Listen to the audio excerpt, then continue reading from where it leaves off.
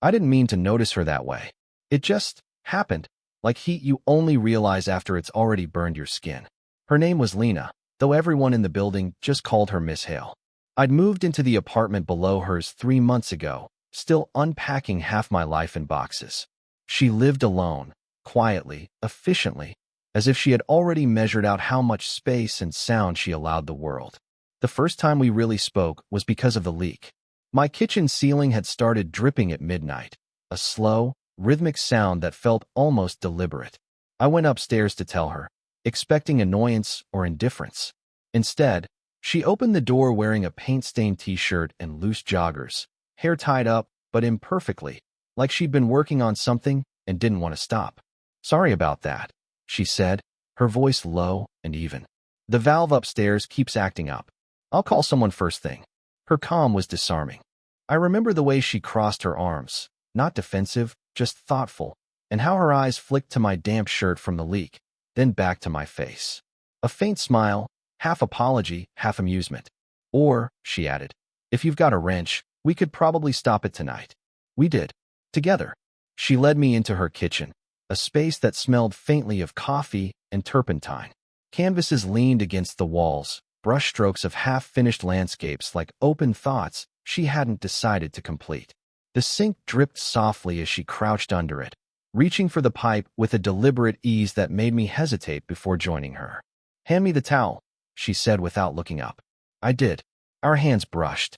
Just a second, barely that, but something jolted through me, quiet and sharp. She noticed, I think. Her pause was almost invisible, the kind people learn to hide when they've had to. But the air between us changed. It wasn't heavy, it just listened. When the leak stopped, she leaned back, wiped her hands, and exhaled. "Guess that's one less midnight crisis." "Yeah," I said, though my voice came out rougher than I meant.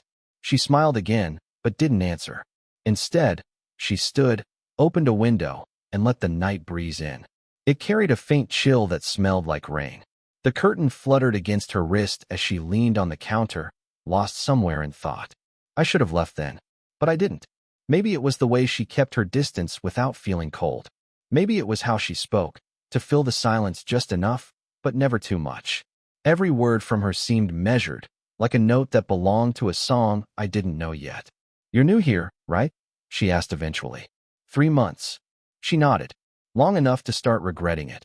I laughed, more out of surprise than anything. "You too."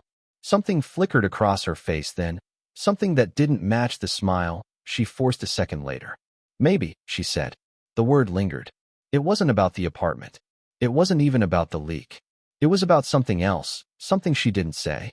After a moment, she straightened up, tucked a loose strand of hair behind her ear, and said softly, "I'll cover the repair cost. Don't worry about it." I lied. And she caught it. Of course she did. Her eyes met mine for a moment too long, and for some reason, neither of us looked away first. Then she turned, flicked off the light, and said, "Good night," downstairs. I stood there for a breath too many before leaving. The image of her silhouette in the dim kitchen burned somewhere I didn't want to admit existed. That night, I heard her footsteps above me, slow, deliberate, like she was still moving around long after everything else had gone quiet. And I couldn't stop wondering if she knew I was awake, listening. I hadn't meant to knock on her door again. It was a Saturday morning, gray light spilling through the stairwell window, when I heard the faint scrape of something heavy being dragged across the hallway floor above. I hesitated, then went up. When she opened the door, she looked surprised, like she hadn't decided yet whether to let me in or not. "Morning," I said, lifting a hand halfway. I heard something. Thought you might need help." She stepped aside. "You're persistent," she murmured, but there was no edge to it. Her living room was half rearranged, canvases stacked on one side, furniture shifted awkwardly, and a new stretch of wall freshly primed. She'd been painting again. There were streaks of pale green and gray on her fingers, her wrists speckled with dried color like soft bruises. "I'm moving the easel," she said. Didn't realize it was that heavy until I tried to be independent about it. "Can I?" I asked. She exhaled, then nodded. I carried it to the corner she pointed to, feeling her eyes on me as I worked. When I set it down, she murmured a quiet, "Thanks," and brushed her hands on her jeans. The room smelled like turpentine and lemon soap.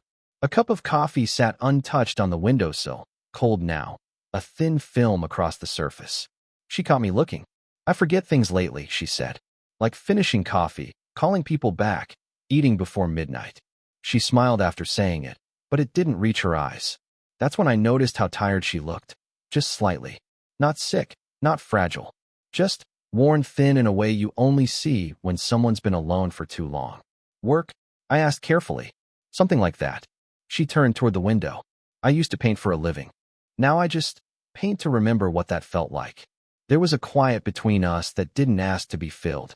I leaned against the wall, watching her adjust the canvas, her fingers trembling slightly as she tightened the clamp. She stopped mid-motion, stared at her hands as if they'd betrayed her. I'm fine, she said quickly. I didn't say you weren't. I know, she whispered, eyes still on the floor. The way she said it, it was less defense, more habit. Like she'd been answering unspoken accusations for years. She picked up a brush then, twirled it absently between her fingers. You ever notice how people stop asking if you're okay once you start saying, I'm fine the right way? I didn't know how to answer that. So I just watched her, the soft morning light catching in her hair, her reflection ghosted faintly against the glass. There was something in her stillness, something that made me want to say her name, to break it. But I didn't. Instead, she looked over her shoulder and caught me watching her. Neither of us moved for a heartbeat too long. Then she said, so quietly I almost missed it, you shouldn't get used to helping me. I wanted to ask why, but her eyes told me she already regretted saying it. The silence after that was heavy, almost tender, and when I finally left, her voice followed me through the hallway, soft, distracted, as if she wasn't sure I'd heard her at all.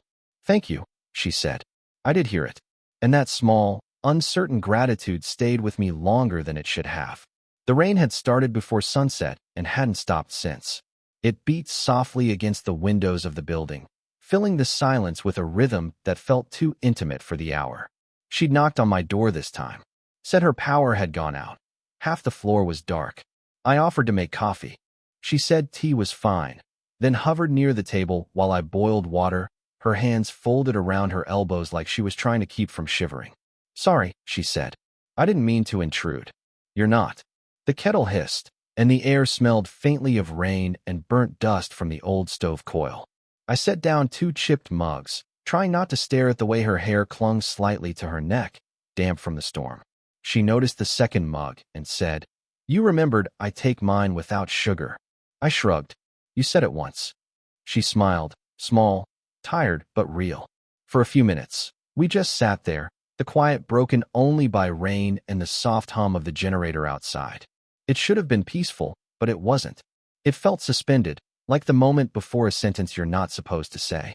She stared at the window, her fingers tracing the rim of her cup. My ex called today, she said suddenly. I looked up. He wanted to know if I'd kept some of his things. Paintings, books. I told him I'd burned them. She gave a half laugh that didn't sound amused. I didn't. I just didn't want to sound like I cared. I didn't know what to do with that. I'm sorry, I said quietly. She shook her head. Don't be. You didn't do anything. But something in her voice made me feel like maybe I had. Somehow. Just by sitting here, by listening too closely. She rubbed her temple.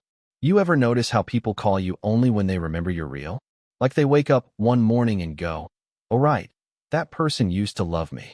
I said, maybe they call because they missed the version of themselves who was loved. That made her look at me. Really look. There was something raw in her eyes. Recognition, maybe, or the shock of being seen after trying so hard not to be. Don't say things like that, she murmured. Why not? Because I might start believing you mean them. The silence after that stretched thin, fragile. Her breath caught faintly before she looked away. Outside, thunder rolled low, and the lights flickered once.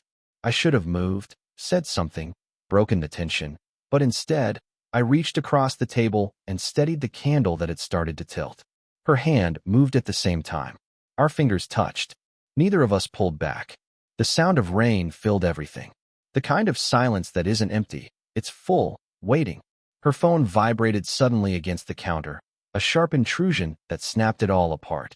She stood quickly, muttering, It's just work, and walked toward it, though her voice trembled on the last word. I stayed seated, staring at the untouched mug across from me, still warm, still carrying the shape of her lips on the rim. She didn't answer the call. When she turned back, she looked like she wanted to say something, but didn't.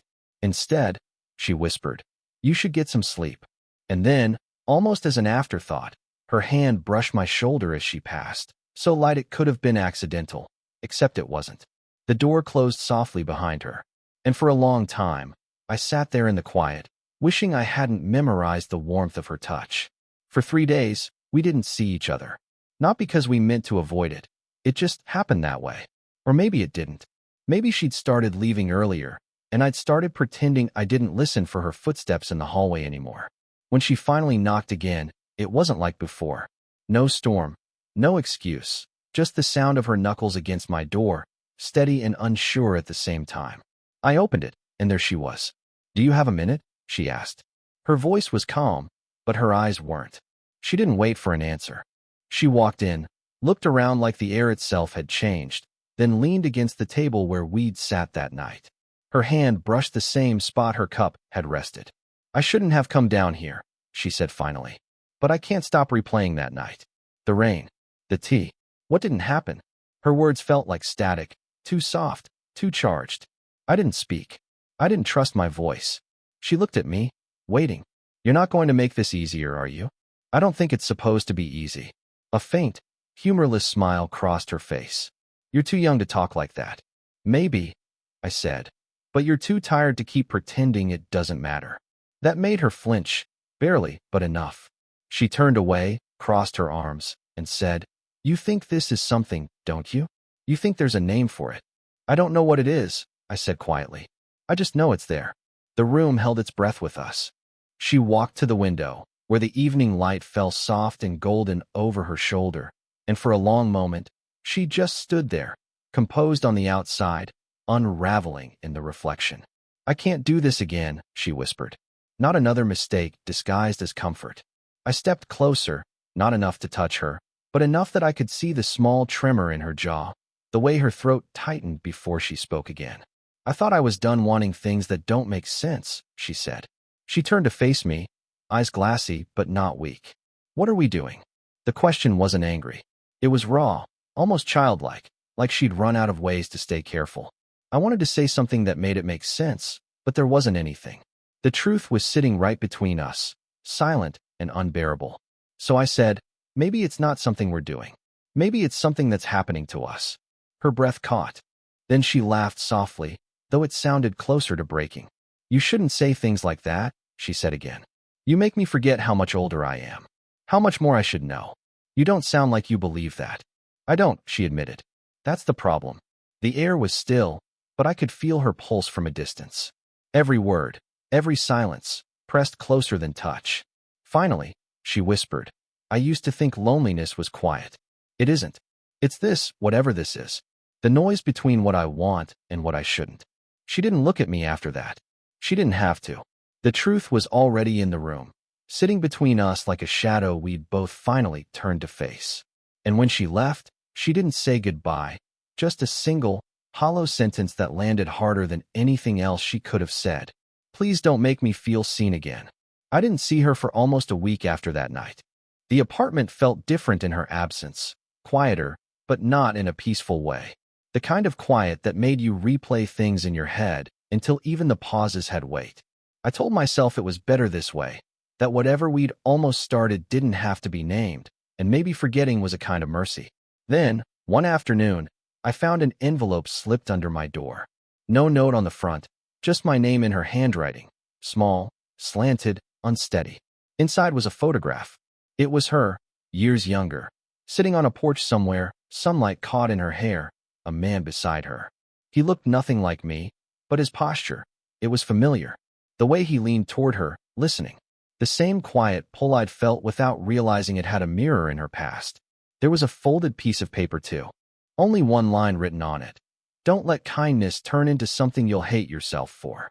I stared at it for a long time before I heard her voice in the hallway, faint through the door, talking to the building manager about the rent or repairs, something ordinary that made the letter feel unreal. That evening, I went upstairs. She opened the door before I could knock, as if she'd been standing there waiting. "I wasn't sure you'd read it," she said. I did. Her shoulders eased, but only a little. Good. Then I don't have to explain. I think you do. She hesitated, then walked deeper into her apartment, gesturing vaguely for me to follow. There was a photo frame on the table, the same picture from the envelope. But this one wasn't tucked away. It was standing upright, face forward, as if she'd put it there just to force herself to look at it. That's Michael, she said, voice thin but steady. He died 5 years ago. Car accident. He was younger than me, too. She turned the frame toward herself, thumb brushing the glass. I spent months trying to hate him for it, for leaving me in the middle of something unfinished. I'm sorry, I said quietly. You shouldn't be. You didn't know him. She looked up at me then, really looked, and the distance between us was suddenly unbearable. You just remind me of the way he used to listen. That's all. It's not fair to you. Her eyes flicked down. That's why I've been trying to keep it safe. Whatever this is.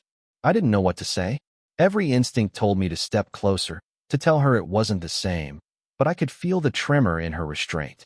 Lena, I started, but she shook her head. Don't, she said softly. You'll make me want to believe I get another chance. She set the photograph back down, but her hand stayed resting against it. For a long time, neither of us moved. The light from the window cut between us like a thin, honest line, enough to show how close we were to crossing it. And in that stillness, I realized something that felt both terrifying and tender. I wasn't trying to replace anyone. I was trying to reach her, the part of her still standing in the wreckage of a life that hadn't let her go. She exhaled, barely a whisper.